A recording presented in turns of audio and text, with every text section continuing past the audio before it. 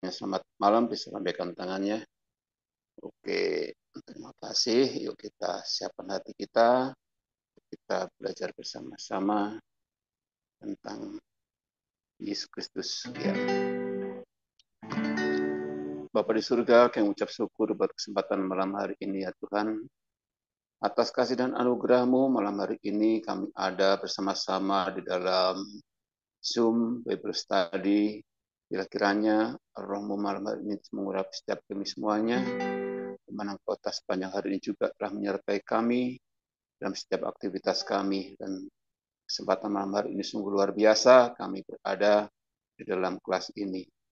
Berkat teman-teman kami juga yang belum sempat masuk, kiranya dalam aktivitas pekerjaan mereka Tuhan memberkati semuanya. Terima kasih ya Tuhan Yesus, kami bersyukur, kami menyiapkan hati kami untuk memuji dan menyembah Engkau, di mana Engkau Yesus adalah pengharapan kami di dalam kehidupan kami satu-satunya.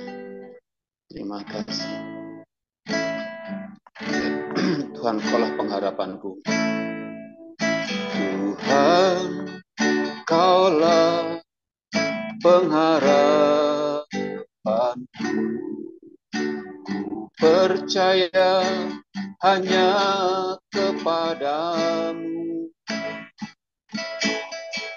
Yesus. Kaulah perlindunganku, Engkau yang selalu ku puji. Katakan, Tuhan, Kaulah pengharapanku. Tuhan, Kaulah pengharapanku. Percaya hanya kepadamu, Yesus. Kaulah perlindunganku, Engkau yang selalu ku puji. Mulutku penuh dengan pujian kepadamu ya Yesus Tuhan. Sepanjang hari ku beri penghormatan kepadamu ya Allahku. Kita lihat dari awal. Tuhan, Kaulah pengharapanku. Percaya hanya kepadamu,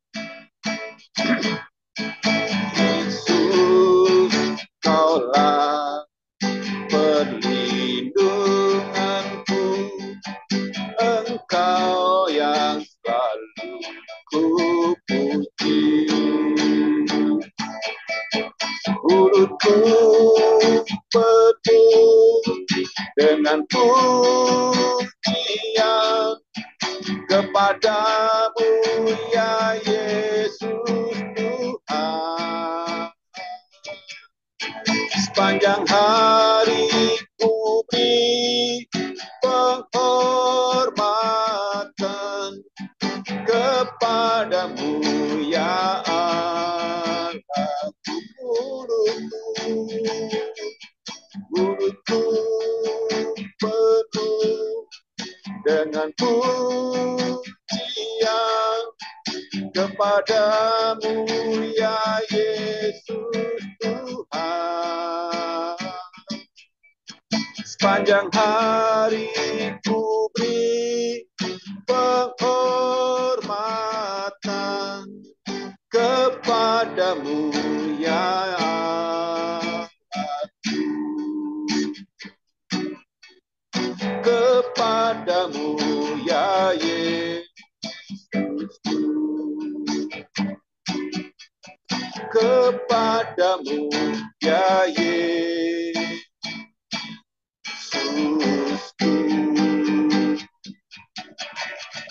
Haleluya, mari kita sembah Dia. Haleluya,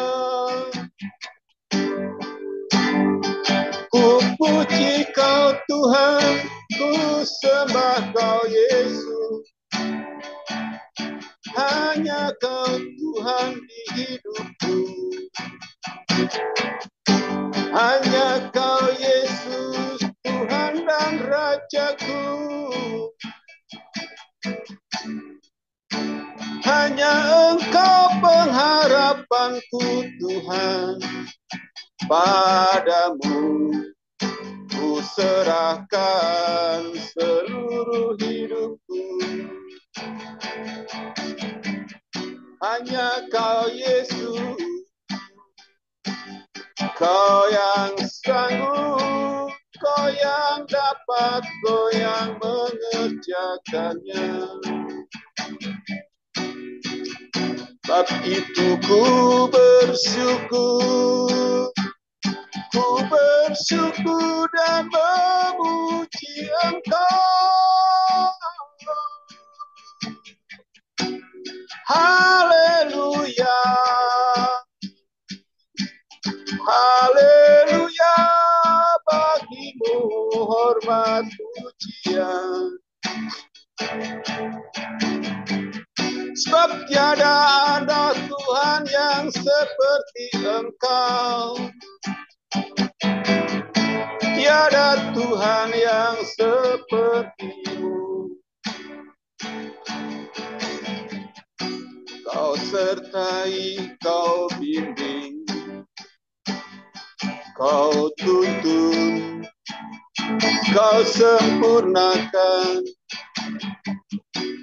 Terima kasih Tuhan atas karya-Mu yang ajaib dan besar bagiku. Haleluya, haleluya, glory, haleluya. Syatakan nama ya rala, ya rala, ya rala. Haleluya, terpujilah Engkau, dimuliakanlah Engkau di dalam hidup kami Tuhan. Sungguh ku bersyukur padamu. Layaklah Kau terima pujian kami. Layaklah Kau terima sembah kami.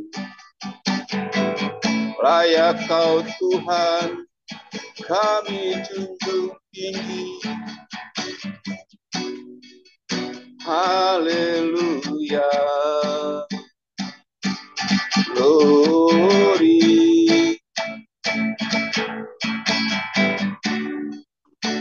Terima kasih Tuhan Yesus. Terima kasih Roh Kudus. Terima kasih Bapa di surga atas segala karya-Mu yang ajaib dan besar di depan kami semuanya. Terima kasih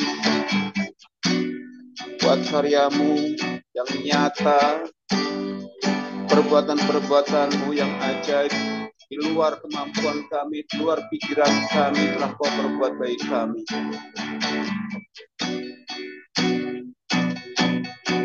Semua Kau sediakan bagi kami.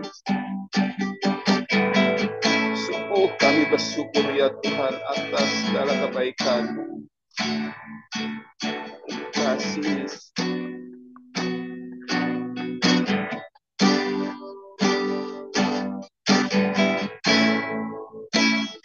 Kisah dan ajaiblah karya-Mu,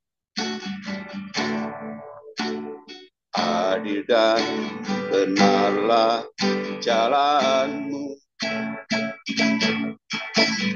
Raja segala bangsa yang maha kuasa, mulia nama-Mu. Layaklah segala bangsa sujud kepadamu.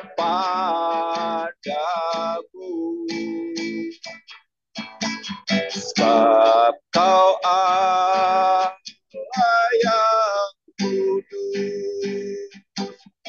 layak disembah, katakan layaklah, layaklah segala bangsa sujud kepadamu,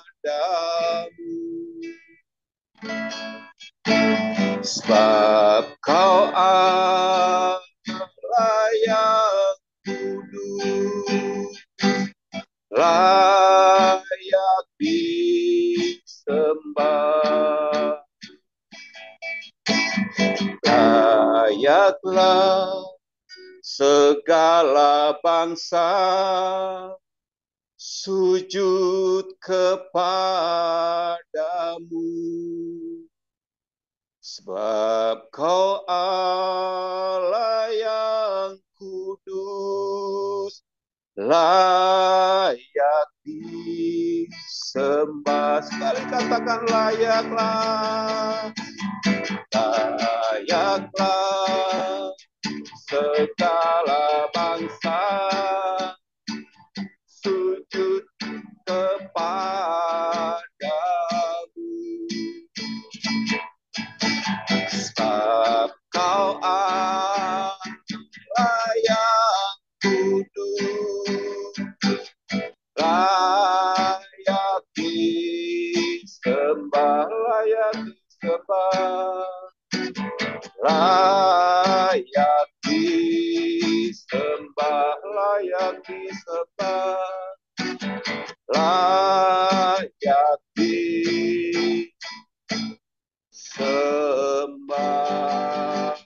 Katakan haleluya, oh haleluya, layaklah kau Tuhan dipuji dan disembah oleh setiap bangsa, oleh setiap suku bahasa, setiap lutut bertelut, setiap lidah mengaku Engkaulah Tuhan dan Raja. Glory, haleluya. Bagimu hormat kemuliaan, bagimu hormat pujian syukur kami naikkan bagimu, Yesus Tuhan dan Rajaku. Terima kasih, glory bagimu. Terima kasih, glory bagimu. Tuhan Yesus, pengharapan kami hanya padamu, Tuhan Yesus, karena Engkau adalah Allah yang hidup, Allah yang Maha Kuasa, Allah yang Maha Pengasih. Hari ini kami ingin belajar lebih lagi tentang Engkau, Tuhan Yesus, karena Engkau adalah Allah yang patut disembah. Hanya kepadamu-lah kami serahkan seluruh hidup kami kepada Engkau, karena Engkau layak untuk kami serahkan seluruh hidup kami. Tuhan Yesus, berikanlah iluminasi dan pemahaman tentang firman hari ini, sehingga kami dapat bertumbuh lagi dalam Engkau. Tuhan Yesus, jauhkanlah kami dari percobaan, lepaskanlah kami daripada yang jahat, karena Engkau adalah yang memiliki kekuasaan, kerajaan, dan kemuliaan sampai selama-lamanya. Amin. Ya, saudara, hari ini ada topik agak spesial yang Tuhan Yesus sendiri ajarkan, yaitu Tuhan Yesus akan menyingkapkan masa depan. Masa di mana kita sendiri belum lihat, saudara, ya. Nah, ini adalah pengajaran ke-10 dari Markus, habis itu penderitaan Tuhan Yesus dan Tuhan Yesus menyelesaikan pekerjaannya, selesai. Oke, saudara, kita langsung masuk ke pendahuluan, di mana pendahuluan ini pun ada ayatnya. Jadi ada 4 ayat, kita baca dulu. Markus 13 ayat 1 sampai 4. Ketika Yesus keluar dari bait Allah, ya, seorang muridnya berkata kepadanya, "Guru, lihatlah betapa kokohnya batu-batu itu dan betapa megahnya gedung-gedung itu." Lalu Yesus berkata kepadanya, "Kau lihat gedung-gedung yang hebat ini? Tak ada satu batu pun akan dibiarkan terletak di atas batu yang lain. Semuanya akan diruntuhkan. Oke. Lalu keluar dari bait suci, ketika Yesus duduk di Bukit Zaitun, saudara ingat ya, Bukit Zaitun yang berhadapan dengan bait Allah. Petrus, Yakobus, Yohanes, Andreas bertanya sendirian kepadanya, "Katakanlah kepada kami, bila manakah itu akan terjadi, dan apakah tandanya kalau semuanya itu akan sampai pada kesudahannya?"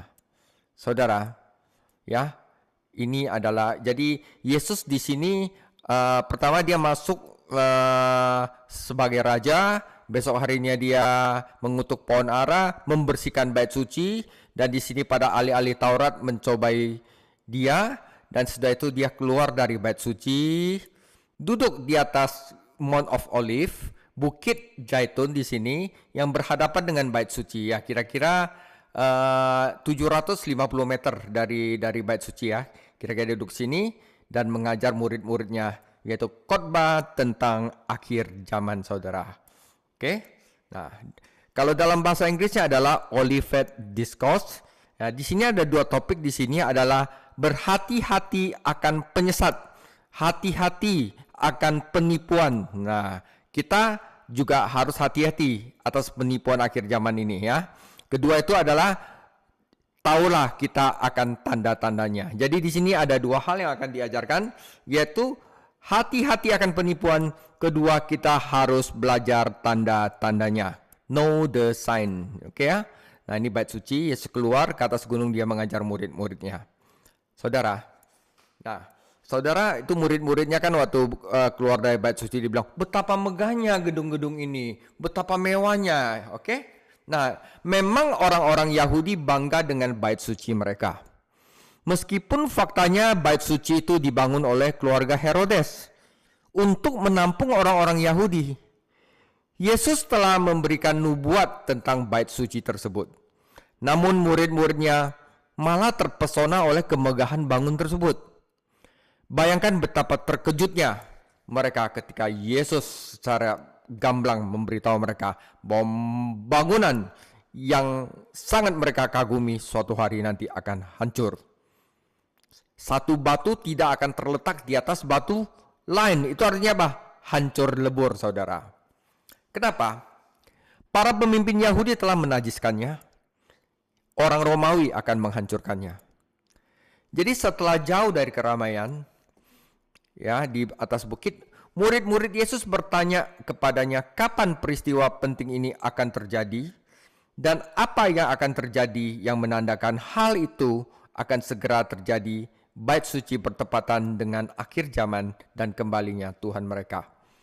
Namun pertanyaan-pertanyaan mereka memberikan kesempatan kepada Yesus untuk menyampai pesan profetik, pesan kenabian yang umumnya kita disebut khotbah di Bukit Zaitun. Ini tercatat di Injil Matius dan Injil Lukas. Injil Markus itu paling singkat, saudara, ya. Nah, atau dikatakan dalam bahasa Inggris Olivet Discourse. Saudara, khotbah di Bukit Zaitun. Saudara, ini adalah khotbah yang penting. Saat kita mempelajari khotbah yang penting ini, saudara, kita harus mengikuti beberapa pedoman. Pertama, kita harus mempelajari khotbah ini dalam terang seluruh kitab suci, khususnya kitab Daniel, saudara. Nanti saya akan buka sedikit kitab Daniel. Kitab suci yang bersifat nubuatan selaras jika kita mempertimbangkan semua yang telah diwahyukan Allah. Kedua, saudara, kita harus melihat penerapan praktis dari khotbah ini.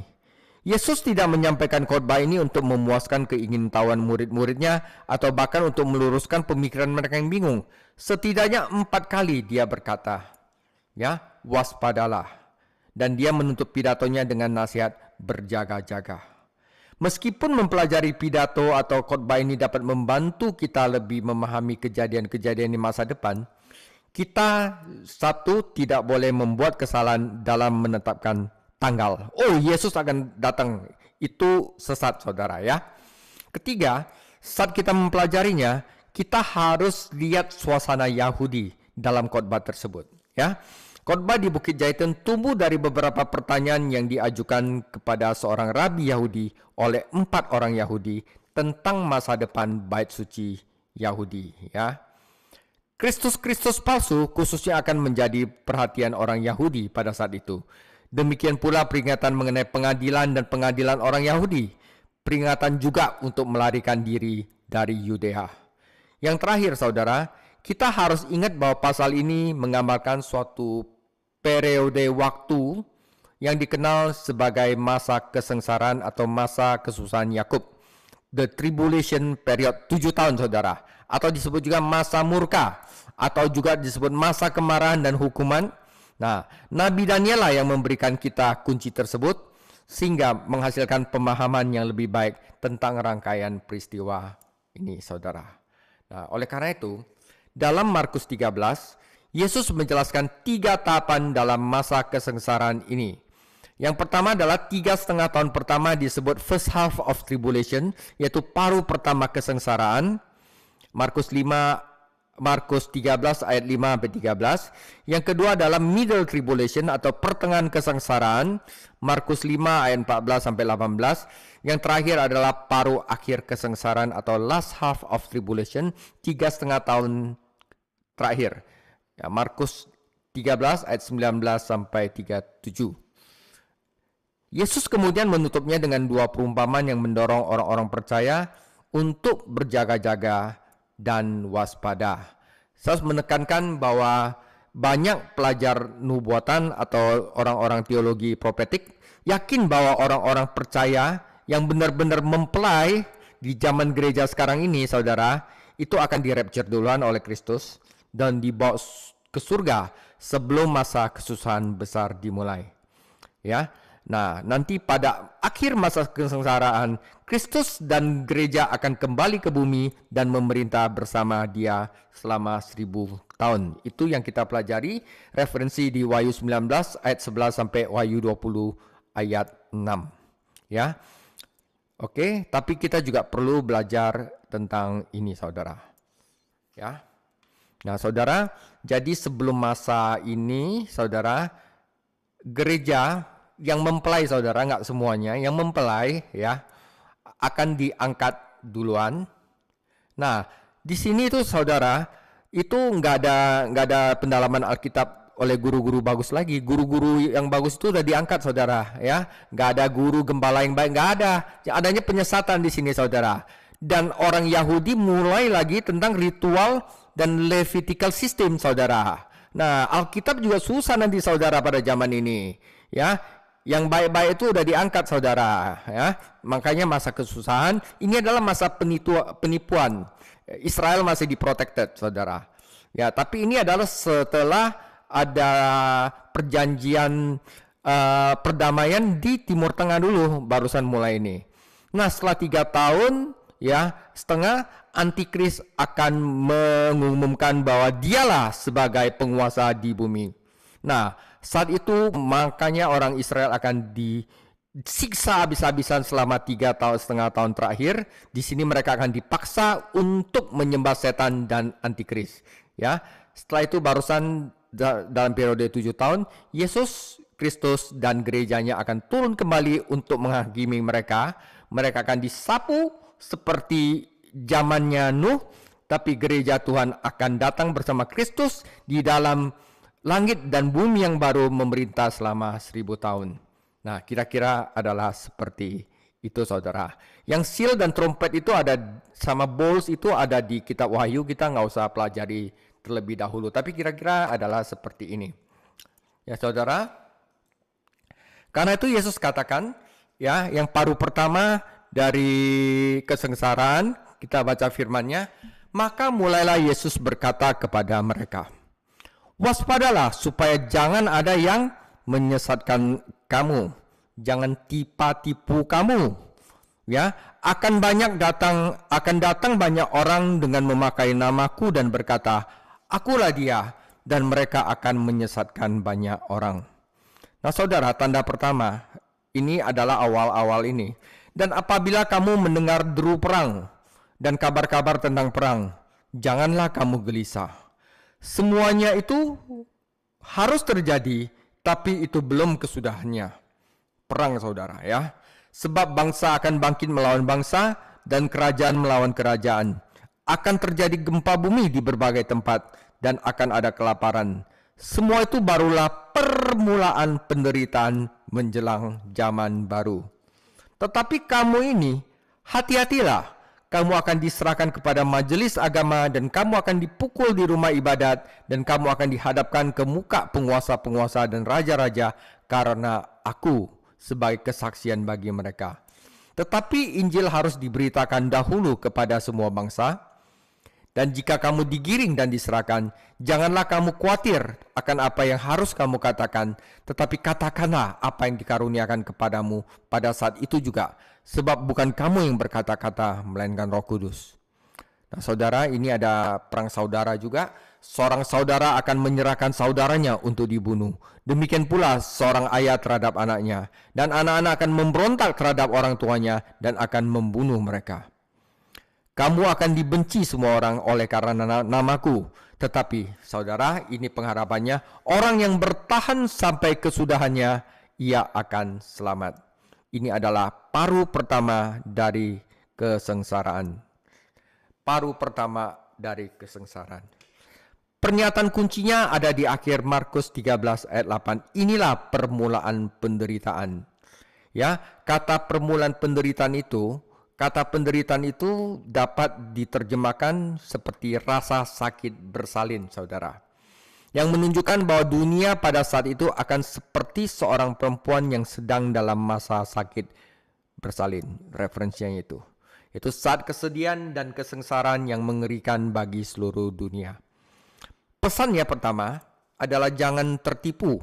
Yang paling mengerikan itu tertipu, saudara, tertipu pengajaran sesat, guru-guru palsu, yang kayak gitu-gitu ya. Yesus menyebutkan hal-hal yang tidak boleh dianggap sebagai tanda-tanda kedatangannya.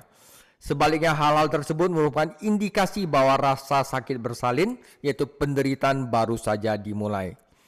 Negara-negara akan saling berkonflik, saudara. Ya, sekarang saudara-saudara udah tahu ya, Rusia dan Ukraina, China dan Taiwan, Korea Utara juga aliansi ya, Korea Utara, Korea Selatan, Amerika ya, Israel dan Hamas, semuanya sedang berkonflik, saudara. Hampir seluruh dunia itu sedang berkonflik. Bencana alam, saudara, ya. Ada bencana alam ya, akhir-akhir ini gempa bumi itu cukup banyak ya. Dan penganiayaan agama, saudara, ya. Dan peristiwa-peristiwa itu dibandingkan dengan rasa bersakit bersalin. Tuhan kita mungkin mengatakan bahwa percepatan dari hal-hal ini akan menjadi hal yang signifikan. Itu adalah tanda-tanda akhir zaman, saudara. Nah, di belakang dan tanda-tanda lainnya adanya Mesias palsu. Halaman-halaman sejarah dipenuhi oleh kisah-kisah tragis tentang Mesias palsu, nabi palsu, ya. Dan murid-murid Tuhan Yesus pun pada zaman itu yang antusias namun jadi mudah tertipu. Sekarang di Korea itu ada satu ajaran langit bumi yang baru. Sin saya lupa namanya, sin apa yang dia punya pendeta bilang hanya dengan masuk kepada gereja saya semua orang bisa selamat. Itu nabi palsu itu, dan saya adalah juru selamat gitu. Wah, nah itu jangan dipercaya, saudara. Banyak sekali, dan mereka itu banyak menargetkan para gembala-gembala, para bahkan guru STT pun diciduk sama mereka istilahnya. Mereka ada daftar list pendeta-pendeta yang bisa mereka apa gitu loh, ya. Dan pembicara-pembicara mereka itu kayak opa-opa yang kinclong gitu, yang Korea gitu, untuk menggait ibu-ibu. Ya, nah karena itu jangan tertipu, percaya hanya dengan firman Tuhan. Nah, karena itu kenapa ada sesuatu dalam sifat manusia yang menyukai kebohongan dan menolak untuk mempercayai pelajaran berharga di masa lalu. Mark Twain mengatakan bahwa kebohongan tersebar di seluruh dunia. Sementara, saudara, bahkan saat kebenaran itu orang-orang tahu, betapa mudahnya bagi orang-orang yang buta rohani untuk mengikuti ajaran-ajaran populer dan dengan mudahnya menerima solusi-solusi mereka yang kelihatannya menjanjikan namun keliru dalam menghadapi permasalahan hidup. Ya, jadi akan dalam permulaan penderitaan itu akan banyak mesias-mesias palsu. Ada konflik politik. Ia juga memperingatkan mereka untuk tidak diganggu oleh konflik politik antar bangsa. Saat itu adalah Romawi, ya. Kekaisaran Romawi telah menikmati perdamaian selama bertahun-tahun. Namun hal ini tidak akan bertahan lamanya dan akan menimbulkan konflik, dan Pax Romana yaitu perdamaian akan hilang selamanya. Sama seperti nanti waktu Timur Tengah itu akan Israel menandatangani perjanjian perdamaian, itu tidak akan bertahun-tahun bertahan lama. Lama-lama itu akan menimbulkan konflik, saudara. Bencana alam. Perang seringkali mengakibatkan kelaparan. Ya, ini juga ada tertulis di dalam kitab suci. Kelaparan juga disebabkan oleh penyalahan lingkungan oleh manusia, atau bisa juga disebabkan oleh penghakiman oleh Allah. Selalu ada gempa bumi, dan beberapa di antara merupakan bukti murka Allah, menjadikannya sebagai tanda-tanda akhir zaman, saudara. Tetapi Yesus juga berkata ke mereka, jangan berkecil hati. Orang-orang yang percaya kepada Yesus, ya, tidak hanya harus waspada dan menghindari para penyesat, tetapi mereka juga harus waspada terhadap diri mereka sendiri. Ya. Penting bagi orang percaya untuk menggunakan pengalaman ini, ya, pada saat ini, saudara, yang sudah kuat rohaninya, sebagai kesempatan untuk bersaksi demi Yesus Kristus, ya, di mana kadang-kadang kita akan berpindah ke pengadilan yang lebih tinggi, di mana gubernur dan raja akan terlibat, saudara, ya. Kita akan melihat perkembangan serupa dicatat di dalam kisah para rasul. Namun penderitaan atau penganiayaan hanya akan menghasilkan proklamasi. Orang-orang percaya akan menderita demi dia, dan dengan cara itu mereka akan mewartakan Injilnya. Ya, kadang-kadang kita juga ditempatkan di satu tempat di mana kenalan sama lingkungan ini, lingkungan itu adalah cara Tuhan agar kita dapat mewartakan Injil. Karena itu kita harus berani untuk mewartakan Injil kepada mereka. Kita akan bertambah banyak sekali setiap kali kita ditebas olehmu, kata Tertulian kepada para penganiayanya. Darah-darah orang Kristen adalah benih yang akan bertumbuh, saudara. Walaupun mati dicurahkan ke dalam tanah, maka itu akan tumbuh terus. Meskipun menurut saya pemberitaan Injil kepada sebuah bangsa bukan merupakan syarat kedatangan Tuhan kembali, tetapi hal ini adalah hal yang merupakan amanat dari Yesus Kristus kepada seluruh umatnya. Saudara, memang tidak mudah bagi orang biasa untuk menghadapi pengadilan gubernur atau raja. Namun Yesus meyakinkan mereka, murid-muridnya, bahwa Roh Kudus akan melayani melalui mereka kapanpun mereka mempunyai kesempatan untuk memberikan kesaksian dan digunakan sebagai alasan atau penopang pada pengkhotbah yang kurang siap. Ini merupakan dorongan bagi semua orang percaya yang dengan tulus ingin bersaksi bagi Kristus dan untuk menghormati Dia. Ya, tidak akan ada kesulitan untuk memberitakan kesaksian tentang Kristus ketika kesempatan itu tiba. Nah, di dalam Romawi, murid-muridnya, kita dapat memahami penganiayaan yang dilakukan itu secara resmi. Jadi, Kaisar menurunkan titah bahwa semua yang tidak menyembah Kaisar sebagai raja harus dibunuh. Ya, tapi kadang-kadang mengapa teman dan anggota keluarga menciptakan masalah bagi orang-orang percaya? Kadang-kadang anggota keluarga sendiri pun akan menciptakan sesuatu, ya. Seorang ayah akan menyerahkan anaknya, saudara akan menyerahkan saudaranya. Anda akan berpikir bahwa keluarga-keluarga Yahudi pada khususnya akan setia satu sama lain. Tetapi, saudara, iman Kristen itu dipandang sebagai bidat dan penghujatan, baik orang Yahudi maupun orang bukan Yahudi.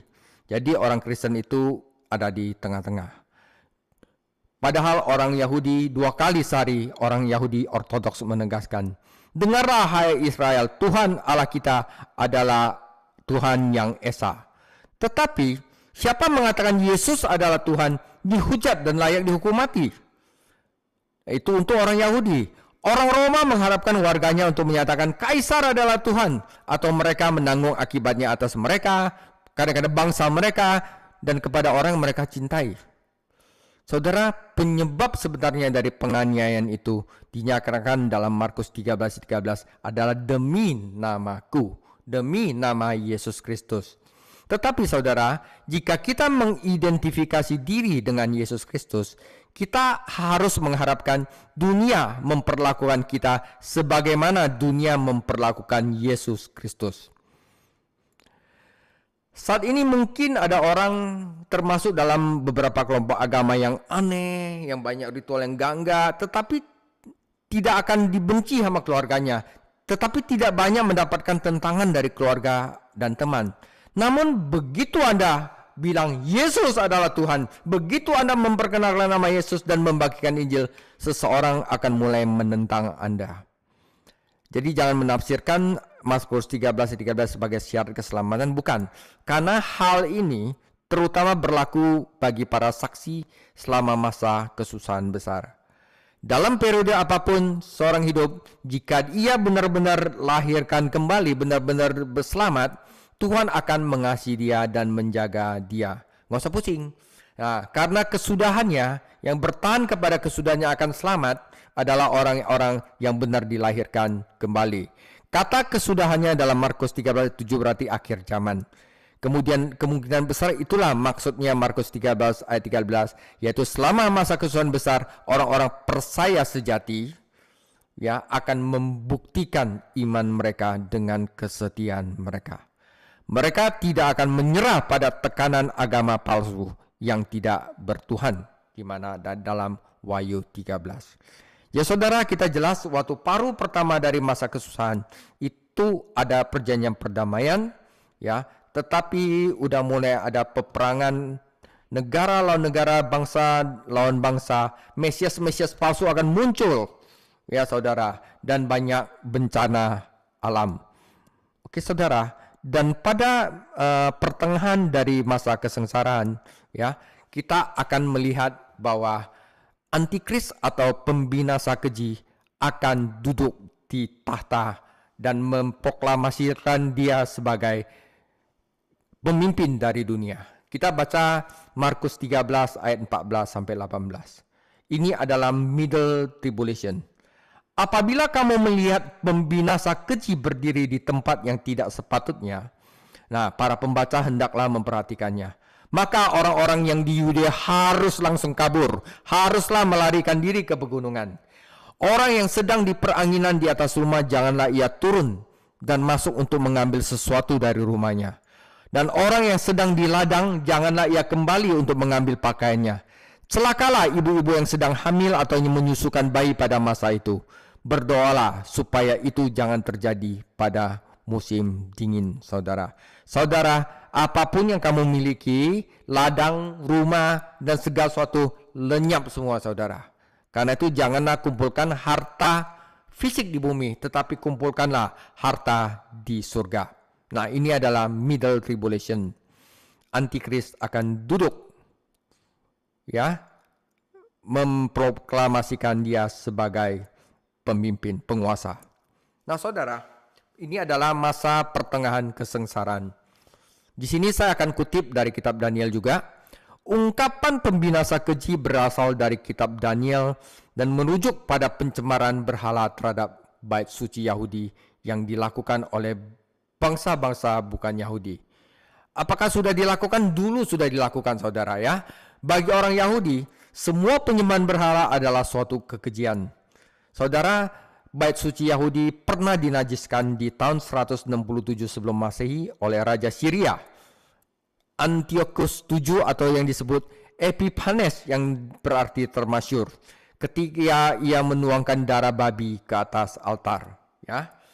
Peristiwa itu kemudian telah dinubutkan di dalam Daniel 11 ayat 31 oleh bangsa Romawi yang pada tahun 70 Masehi mereka merebut dan menghancurkan kota Yerusalem. Bangsa Israel hancur, ya, bait sucinya hancur. Namun peristiwa-peristiwa ini hanyalah antisipasi dari kekejian di akhir zaman yang lebih mengerikan saudara, yang dinubuatkan dalam Daniel 9 ayat 27 dan 12 ayat 11. Nah saudara, di sini saudara, kata kuncinya ada di Daniel 9 ayat 24 sampai 27. di mana untuk memahami Daniel 9 ayat 24 sampai 27, kita harus ingat bahwa kalender Yahudi dibangun berdasarkan serangkaian angka 7.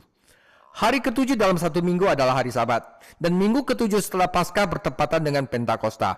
Tahun ke-7 adalah tahun Sabat, dan setelah 7 kali 7 tahun Sabat tibalah tahun Yobel.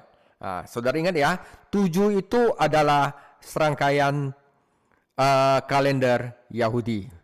Oke, nah oleh sebab itu, mari kita hitung apa yang disebut di dalam kitab Daniel. Kita baca 4 ayat di Daniel 9. 77 kali 7 masa telah ditetapkan atas bangsamu dan atas kotamu yang kudus untuk melenyapkan kefasikan, untuk mengakhiri dosa, untuk menghapuskan kesalahan, untuk mendatangkan keadilan yang kekal, untuk menggenapkan penglihatan dan nabi, dan untuk mengurapi yang Maha Kudus. Kelahiran Tuhan Yesus, saudara ya. Maka ketahuilah dan pahamilah dari firman itu keluar, yakni bahwa Yerusalem akan dipulihkan dan dibangun kembali sampai pada kedatangan seorang yang diurapi. Ya, jadi waktu Yerusalem dibangun kembali saat dibuang itu sampai kedatangan seorang yang diurapi, yaitu Yesus Kristus, seorang raja, ada 7 kali 7 masa dan 62 kali 7 masa lamanya kota itu akan dibangun kembali dengan tanah lapang dan paritnya, tetapi di tengah-tengah kesulitan. Sesudah ke-62 kali 7 masa itu akan disingkirkan seorang yang telah diurapi, ya, padahal tidak ada salah-salahnya. Maka datanglah rakyat, seorang raja memusnahkan kota dan tempat kudus itu. Tetapi raja itu akan menemui ajalnya dalam air bah. Dan sampai pada akhir zaman akan ada peperangan dan pemusnahan seperti telah disangkakan. Nah saudara, raja itu akan membuat perjanjian itu menjadi berat bagi orang selama 1 kali 7 masa. 7 tahun saudara ya. Dan ini adalah yang ayat 24 sampai 26 itu udah terjadi waktu masa Roma. Dan ternyata yang 7 masa kali 1 kali itu akan terjadi ada pada saat tribulation. Pada pertengahan 7 masa itu, ia akan menghentikan korban sembelihan dan korban santapan, dan di atas sayap kekejian yang akan datang membinasakan itu, sampai pemusnahan yang telah ditetapkan menimpa yang membinasakan itu, saudara. Nah, saya akan jelaskan secara singkat, saudara. Daniel melihat 70 minggu atau periode 70 tahun, 7 tahun. Ditentukan secara ilahi bagi orang-orang Yahudi dan bagi kota suci mereka, ya. Nah, saudara, periode 490 tahun itu dimulai dari dekret Artaxerxes, Raja Xerxes, pada tahun 445 sebelum Masehi, yang mengizinkan orang-orang Yahudi untuk kembali ke Yerusalem, ke tanah mereka, dan membangun kembali Yerusalem. Mengapa kota itu harus dipulihkan? Karena saudara, ya, nah, 483 tahun kemudian, yaitu 7 kali 69, ya, ini totalnya adalah 490. Karena 483 tahun kemudian, Mesias akan datang ke kota itu untuk memberikan nyawanya bagi orang-orang berdosa, yaitu Yesus Kristus. Sekarang kita harus melakukan beberapa perhitungan sederhana. Kebanyakan sejarawan setuju bahwa Yesus lahir pada tahun 5 sebelum Masehi, karena Herodes Agung yang membunuh bayi itu masih hidup pada saat itu, dan dia meninggal pada bulan Maret tahun 4 sebelum Masehi. Ya, Yesus masih umur 1 tahun. Ya, jadi karena Herodes itu matinya 4 sebelum Masehi, ya udah pasti Yesus lahirnya itu adalah sebelum itu, yaitu 5 sebelum Masehi. Ya. Jadi, jika Tuhan kita meninggal pada usia 33 tahun, itu akan membawa kita ke tahun 27 atau 28 Masehi. Ini berarti apa? Ini berarti 483 tahun setelah masa di mana Xerxes, ya, mengizinkan orang-orang Yahudi membangun kembali bait suci mereka. Ya kan? Agar Mesias datang kota itu untuk memberikan nyawanya bagi orang-orang berdosa. Oke. Jika Tuhan kita meninggal pada usia 33 tahun, maka itu berarti tahun 27-28. Ini berarti 483 tahun setelah tahun 445 ketika dekret tersebut diberikan. Nah saudara, kalau kita hitung, kita telah memperhitungkan 483 tahun dari 490 tahun Daniel. Jadi masih ada kurang 7 tahun. Tetapi bagaimana dengan 7 tahun sisanya? Ingat ya, di ayat 27 dikatakan raja itu akan membuat perjanjian menjadi berat bagi orang selama 1 kali 7 masa, yaitu 7 tahun. Itu menjadi waktu tribulation yang masa akan datang yang belum digenapi, saudara. Nah, Daniel 9:27 menempatkan pada masa kesusahan besar yang sekarang kita pelajari, saudara. Ya, masa kesusahan Yakub yang akan berlangsung selama 7 tahun. Namun apa yang menandakan awal dari 7 periode yang mengerikan ini? Saudara, penandatanganan perjanjian antara bangsa Israel dengan Antikris, yaitu pangeran yang akan datang. Itu akan menandakan awal dari masa kesengsaraan. Ya, dalam kitab Wahyu dia disebut binatang. Dia akan setuju untuk melindungi Israel dan banyak musuhnya selama 7 tahun. Tapi ngibul, saudara. Ya, dan bahkan akan mengizinkan orang-orang Yahudi untuk membangun kembali bait suci mereka dan memulihkan ritual dan pengorbanan kuno mereka. Orang-orang Yahudi menolak Mesias sejati mereka, saudara. Yesus Kristus mereka tolak, tetapi mereka menerima Mesias palsu, gambaran dirinya sendiri, dan memaksa dunia untuk menyembah setan. Inilah kekejian yang membinasakan Daniel, dan hal ini akan mengantarkan kita pada paruh terakhir pada masa kesengsaraan, saudara ya. Ini adalah middle tribulation di mana Antikris akan menetapkan saya adalah pemimpin dunia. Ya. Kena tipu ya. Waktu yang dikenal sebagai kesengsaraan besar, perhatikan dalam Markus 13:14 bahwa ada pesan tanda kurung Markus untuk pembaca di masa depan. Ya, bukan untuk pendengar ketika Yesus menyampaikan pesan ini, mereka melihat peristiwa ini. Kepada kita, saudara, Yesus memberikan peringatan khusus kepada orang Yahudi yang percaya di Yerusalem dan Yehuda. Keluarlah secepat mungkin. Perintah yang sama ini diterapkan ketika Roma menyerang Yerusalem pada tahun 70 Masehi. Ya, dan semuanya itu sudah diramalkan, dan kita bisa lihat referensinya di Lukas 21 ayat 20-24 dan juga Daniel 9 ayat 20 dan meramalkan invasi ini. Apa yang terjadi pada tahun 70 Masehi memberikan pertanda tentang apa yang akan terjadi nanti di middle of tribulation.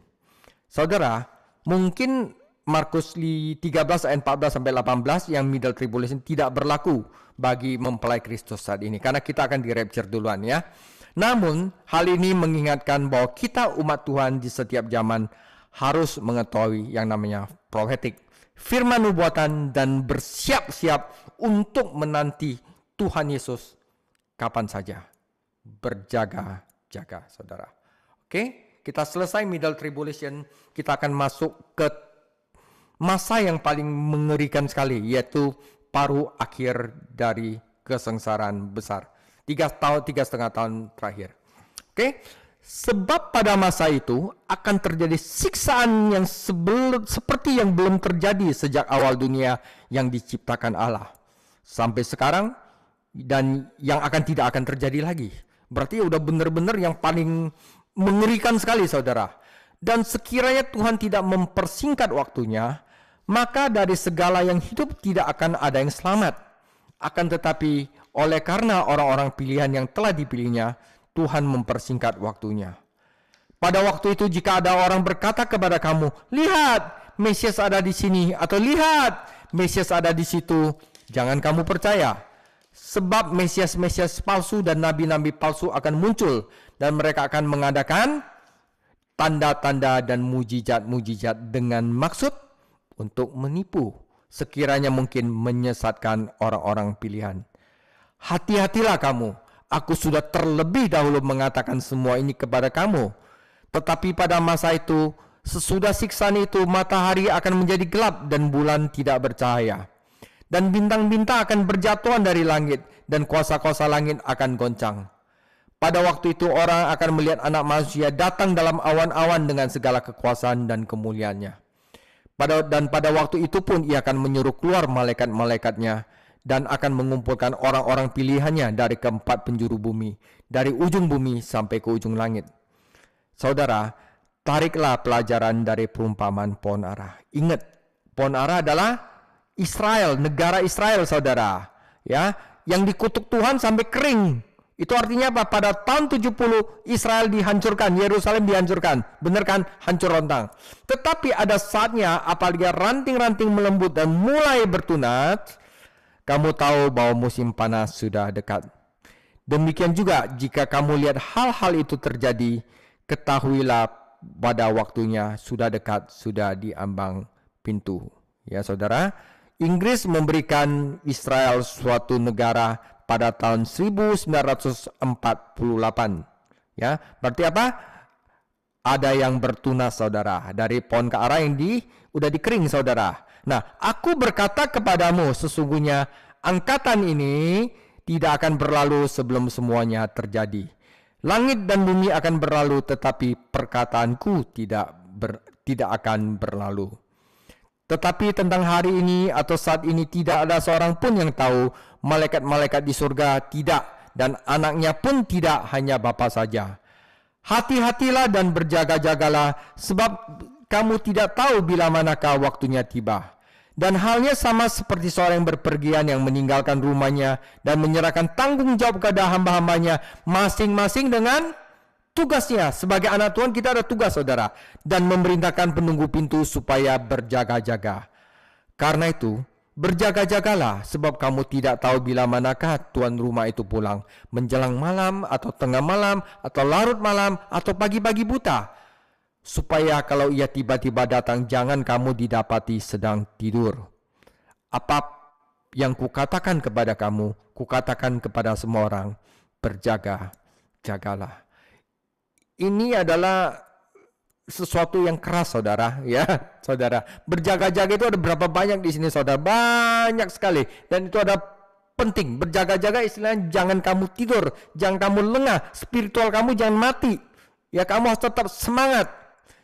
Kerjakanlah tugas kamu yang diserahkan oleh Tuhan. Jangan sampai kita dikasih tugas tapi pada saat itu kita tidur, saudara. Nah, itulah maksudnya. Nah, saudara, ini akan jadi paruh akhir kesengsaraan. Dalam kitab Wahyu, paruh terakhir masa kesengsaraan disebut murka Allah. Ya, Tuhan akan menghakimi dunia dan mempersiapkan Israel untuk menyambut kedatangan Mesiasnya. Ini akan menjadi masa penghakiman yang intensif, yang habis-habisan, saudara, yang belum pernah dan akan pernah terjadi lagi di dunia. Di dalamnya Tuhan akan melaksanakan tujuan-tujuannya dan menyiapkan panggungnya untuk kedatangan Yesus Kristus, Sang Penakluk. Bahkan di tengah murkanya Allah mengingat belas kasihan, dan demi orang-orang pilihannya Dia mempersingkat masa-masa kesengsaraan. Memperpendek masa-masa itu berarti Dia membatasi masa-masa itu menjadi 3,5 tahun yang sudah ditentukan dan berhenti pada waktunya. Penipuan setan akan terus berlanjut sampai akhir, dan Kristus palsu serta nabi-nabi palsu akan menyesatkan orang-orang. Bahkan mereka akan melakukan mujizat, saudara. Jangan percaya mujizat, saudara. Percaya kepada firman Tuhan. Mujizat-mujizat itu begitu menipu, sehingga orang-orang pilihan pun akan tergoda untuk mempercayai dusta mereka. Mujizat itu sendiri bukanlah bukti dari dan persetujuan ilahi, saudara. Tetapi bukti dari persetujuan ilahi hanyalah firman Tuhan. Masa kesengsaraan akan mencapai puncaknya dengan munculnya tanda-tanda yang mengerikan di langit dan kekacauan di bumi. Tanda-tanda ini telah dinubuatkan oleh para nabi dan akan mempersiapkan jalan bagi kedatangan Yesus Kristus ke bumi, datang untuk menegakkan pemerintahnya di bumi. Markus 13:27 menggambarkan pengumpulan kembali Israel, saudara. Ya, anak-anak yang itu ya, dari bangsa-bangsa di mana mereka tersebar di seluruh dunia, dan percayalah kepadanya. Dan bangsa itu akan tercipta dalam kekudusan dan kemuliaan, bahwa masa depan yang gemilang bagi Israel itu dinyatakan oleh Rasul Paulus di dalam Roma 11. Ya, kita belum pernah belajar Roma, nanti akan belajar, saudara. Yesus tidak ingin murid-muridnya terlalu terlibat dalam nubuatan masa depan sehingga mereka mengabaikan tanggung jawab masa kini. Maka Dia menutup khotbah di Bukit Zaitun dengan 2 perumpamaan yang harus kita lakukan pada masa kini, yaitu Nah, saudara, tetapi di sini Matius 25 itu ada tambahan 3 perumpamaan lainnya yang tidak ada di Markus, yaitu tentang mempelai, pengirim pengantin, 10 gadis ya, talenta, perumpamaan talenta, dan perumpamaan tentang domba dan kambing. Ini semua tentang tanggung jawab, saudara. Perhatikan bahwa perumpamaan pertama menekankan pada waktu mengetahui kedatangan yang sudah dekat, sedangkan perumpamaan kedua menekankan pada harus tidak mengetahui waktu kedatangannya kembali. Pesan-pesannya ini ditujukan kepada dua kelompok orang berbeda. Yang pertama kepada orang-orang kudus yang akan mengalami penderitaan, dan yang kedua adalah kepada semua orang percaya di segala zaman. Nah, saudara, pohon ara itu lambangnya Israel. Pohon ara memiliki hubungan khusus dengan bangsa Israel. Ya, sebagian besar pohon di Palestina selalu hijau dan tidak berubah secara drastis. Tidak demikianlah dengan pohon ara. Pohon ara ini adalah pohon yang berdaun paling lambat di musim semi, sehingga tunas-tunas merupakan tanda bahwa musim panas sudah makin dekat. Sebagai umat Kristiani saat ini, kita jangan cari tanda-tanda kedatangannya. Kita cari dia aja, ya. Kita mencari dia di dalam firman-Nya. Namun orang-orang hidup pada masa kengsara akan menyaksikan hal ini terjadi dan mengetahui bahwa kedatangan sudah dekat, dan mereka harus bertahan dan menjadi saksi yang baik. Kita menganggap generasi, katanya pada saat itu jika kamu melihat tunas itu sudah muncul, ya, aku berkata kepadamu, dan generasi itu belum selesai, sebelum generasi ini lewat, hal itu belum terjadi, ya. Namun generasi manakah yang Yesus maksud dalam ini? Bukan generasi yang hidup di Yudea, karena mereka tidak akan melihat semuanya, ya. Mungkin yang dimaksud adalah generasi yang akan hidup pada masa kesusahan besar. Tetapi karena masa kesusahan besar hanya berlangsung selama 7 tahun, mengapa merujuk pada seluruh generasi? Dalam hal ini beberapa generasi berbeda hidup bersama dalam setiap periode sejarah.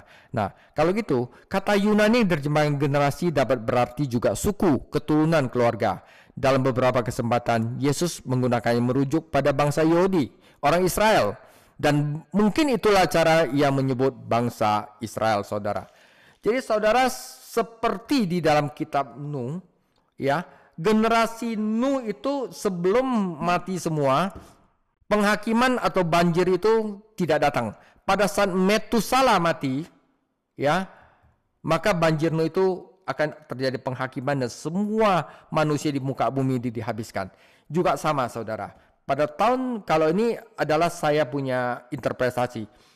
Pada tahun 1948, pada saat Israel telah menjadi negara, saudara, hitunglah, orang yang lahir sebelum semua orang yang lahir tahun 1948, orang Yahudi, mati, maka itu belum akan terjadi. Tapi kalau orang yang paling tua pada generasi itu, saudara, mati, maka itulah mulainya ada penderitaan baru, semua orang akan dilenyapkan. Ya saudara, hitung aja kalau misalnya tahun 48, kalau manusia hidup 80 tahun, berarti tahun 2028. Kalau misalnya hidup 100 tahun mungkin 2048. Udah dekat, saudara. Ya, tapi saya nggak boleh kasih tahu bahwa tanggalnya segitu. Enggak, saudara. Tujuan kita adalah bahwa kita berjaga-jaga dan bekerja bagi Tuhan, ya. Bangsa yang dipilih, umat pilihan Allah, akan dipelihara sampai akhir, dan Allah akan menggenapi janji-janjinya pada mereka. Kita sebagai orang percaya tidak usah pusing sama tanda-tanda, ya. Kita bergantung pada firman Tuhan, firman-Nya yang tidak berubah, yaitu firman nubuatan yang pasti. Ya. Perumpamaan tentang pohon ara memperingatkan orang-orang kudus di masa kesusahan besar untuk waspada dan mengetahui tanda-tanda zamannya.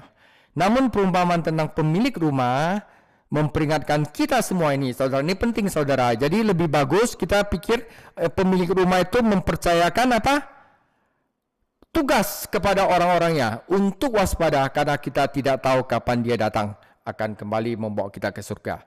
Seperti tuan rumah dalam cerita ini, sebelum Tuhan Yesus meninggalkan kita kembali ke surga, dia memberi kita masing-masing pekerjaan sesuai dengan talenta kita yang harus kita lakukan. Nah, di Matius ada perumpamaan talenta, saudara. Ya, ketika dia pergi dan kita bekerja ketika dia kembali, dan berjaga-jaga dan berdoa adalah nasihatnya. Ya, berjaga-jaga artinya waspada terhadap, tetap berdiri pada spiritual yang terbaik, tetap terjaga, enggak loyo, enggak mudah untuk jatuh.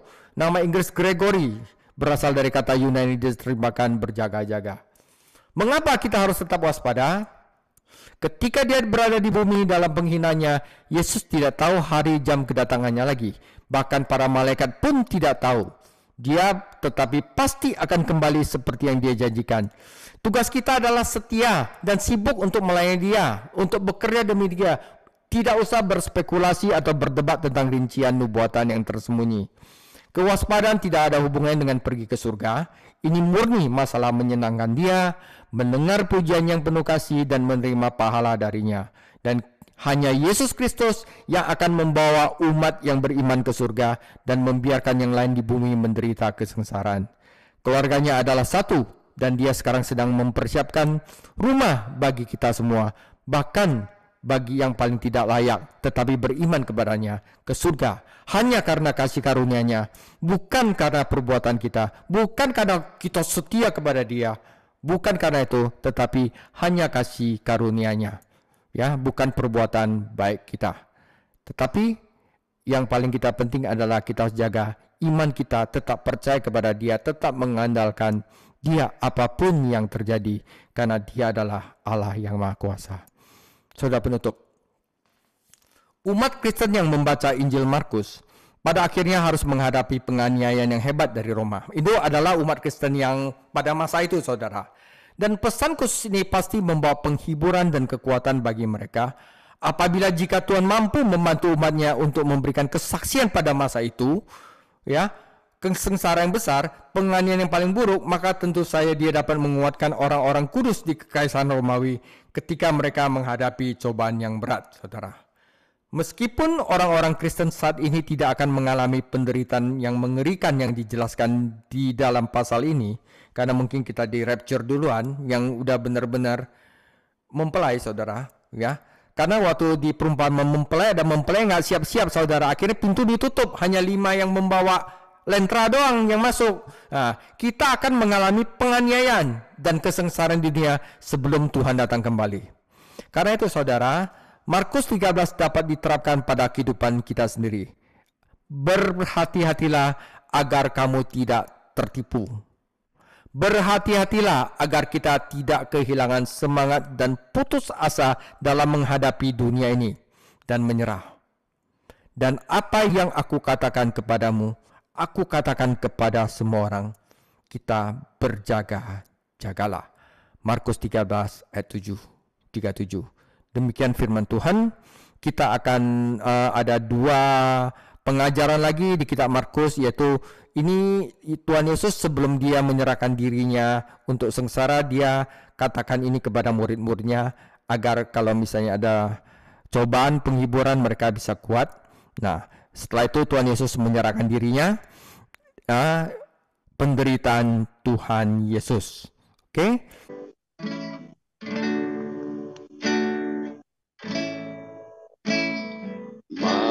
Mataku tertuju padamu, segenap hidupku ku serahkan padamu. Bimbing aku masuk rencanamu untuk menyelamatkan kerajaanmu. Ku mau mengikuti kehendak-Mu ya Bapa. Ku mau selalu menyenangkan hati-Mu. Sekali lagi, mataku tertuju padamu. Mataku tertuju padamu. Segenap hidupku ku serahkan padamu. Pimpin aku masuk rencana untuk membesarkan kerajaan-Mu. Ku mau mengikuti kehendak-Mu ya Bapa. Ku mau selalu menyenangkan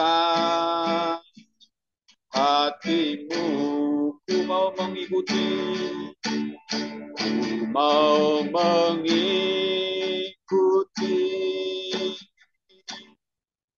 kehendak-Mu ya Bapa.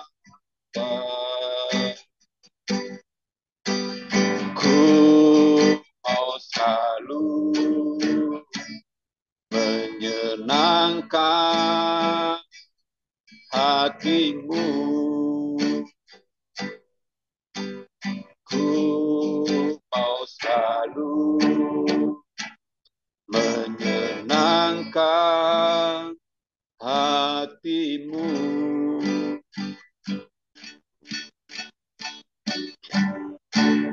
Terima kasih Bapa di surga, terima kasih Tuhan Yesus. Dalam malam hari ini menjadi satu malam yang luar biasa bagi kami. Terus tambahkan iman kami, Tuhan.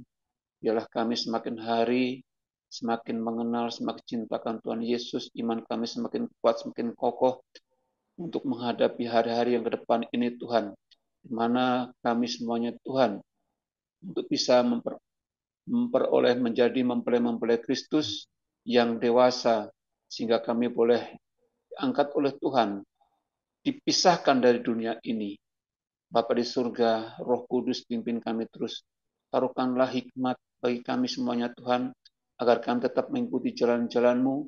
Kami mencemarkan dari dunia ini, tapi kami itu senantiasa menyenangkan hati Tuhan, agar kami semakin berkenan di hadapan-Mu ya Bapa. Terima kasih buat malam hari ini. Kami percaya di dalam Engkau ada pengharapan yang besar, pengharapan yang nyata, pengharapan yang luar biasa di dalam kehidupan kami ke depan ya Tuhan. Terima kasih. Biarlah kami yang ada di kelas ini Tuhan terus berikan kami kesehatan, kami kekuatan, sehingga hari-hari ini Tuhan kami bisa melaluinya bersama-sama dengan Engkau, sehingga kami mengalami hal-hal yang luar biasa, melihat setiap perbuatan-perbuatan-Mu yang ajaib di depan kami Tuhan. Terima kasih Tuhan Yesus, berkati kami semuanya, dapat setiap kami yang lemah Tuhan dikuatkan, dapat kami yang sakit Tuhan sembuhkan, pulihkan di dalam nama Tuhan Yesus, sebab kami percaya Engkau Tuhan menjawab setiap kehidupan kami semuanya. Terima kasih Tuhan Yesus, berkati hamba-Mu, Pastor David Chang, yang telah terus mengajarkan setiap kami. Biarlah Tuhan terus memberkati dalam pekerjaan, dalam pelayanan, dalam rumah tangganya, sehingga apa yang menjadi tugas dan tanggung jawab sebagai pengajar yang Tuhan percayakan dalam kehidupannya, Tuhan tambahkan terus pengertian dan hikmat daripada Engkau untuk membawa setiap kami yang mendengarkan, setiap jiwa-jiwa mendengarkan, boleh mengenal Tuhan Yesus. Terima kasih, kami bersyukur, berkati kami hamba-Mu Tuhan yang melayani tempat ini. Biarlah kami itu senantiasa melakukan apa yang hari ini menjadi tanggung jawab kami untuk kami kerjakan dengan sungguh-sungguh, dengan setia, dengan iman, dengan keteguhan hati kami, agar kami terus beroleh sempurna dalam Engkau. Terima kasih, dan kami saat ini menjadi pergumulan-pergumulan kami. Tuhan berkati kami semuanya di dalam nama Tuhan Yesus. Dan malam hari ini kiranya kami mau mengakhiri Bible study dan kami mau meminta berkat yang daripada Engkau. Mari kita terima berkat dari Tuhan Yesus. Semoga Allah damai sejahtera menguduskan kita semua dan semoga roh, jiwa, dan tubuh kita terpelihara sempurna sampai kedatangan Tuhan Yesus yang kedua kali. Ia yang memanggil kamu adalah setia, Tuhan Yesus akan menggenapinya. Kasih karunia Yesus Kristus Tuhan kita menyertai kita sekarang sampai selama-lamanya. Amin.